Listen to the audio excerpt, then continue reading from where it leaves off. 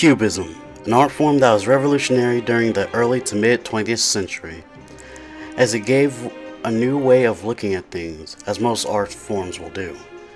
In this video, I'll go over the history of Cubism, the characteristics of the art form, and influence it has brought upon the art scene. Now, the art of Cubism was developed by two European artists named Pablo Picasso and Georges Braque.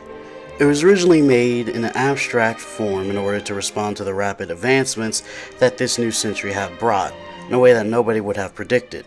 Not to mention, this art was to call out the old traditional art form that had been seen as outdated by some artists.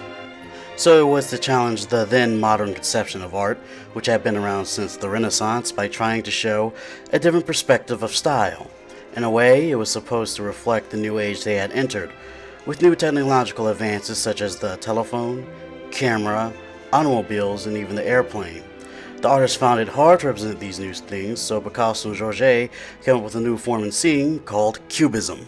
This new art form drew heavily from an artist by the name of Paul Cézanne.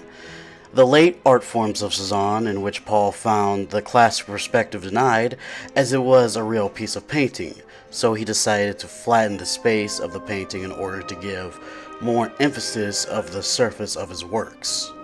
Due to this new form of the flattening the space of the painting, Pablo and Georges decided to do some themselves, but to a whole new level. The Cubists disliked the whole one perspective of earlier paintings and wanted to give the feeling of relativity in a new manner of seeing the painting. Now, for them to do this, they had to know how people would see objects. The Cubists proposed that one sight of an object is that of the sum of the varied points of view, and that the memory of the object. So the Cubists would paint in a way giving more focus on the angles of making the painting more realistic upon sight. Now, there are two forms of Cubism: analytical Cubism, which lasted from 1907 to 1912, and that of synthetic Cubism, which began in 1912 and still continues on to this day. Analytical Cubism was when the artist took the viewpoints of the analyzed subject and would reconstruct it into a new framework, geometrically speaking.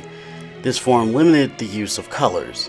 In 1912 is when Picasso and Braque changed their style to their forms becoming more predictable and thus bland. So they decided to become even more abstract with using a style known as the synthetic Cubist art form. Picasso would begin to glue real-life pictures to his paintings to give it a more creative feeling. This inspired other artists to do the same, and then giving birth to the synthetic Cubist art form. This collage form gave Cubism a more colorful and lively feel than that of its analytical counterpart. Now, even though they happen to appear more abstract through the use of its simplified form, it should be noted that its other elements of the composition is applied traditionally, through interchanging lines, colored textures, and the patterns that would switch from the geometric freehand to the dark to light, positive to negative, etc. Rhythms across that of the plain picture. Cubism spread from France to other countries. It was also given other names, such as being called Futurism in England. This helped inspire the architectural designs of the 20th century, and it became a popular form of expression within art. Moreover, it helped influence later forms of art, such as Precisionism, Minimalism, and so on. Cubism has certainly helped the art world advance along with the changing world, as the goal was to catch up and express the new advancements that had been made during the 20th century, and push a new radical form of creativity that would help shape the world of expression known as art. This has been a video on Cubism. I hope you enjoyed it and even learned something from it. If you have any comments, feel free to leave them in the comments section down below. In the next video, I'll do a book review on Sickness Unto Death. Now, that may take some time, as I did not enjoy reading it the first time, so I might have to reread it again.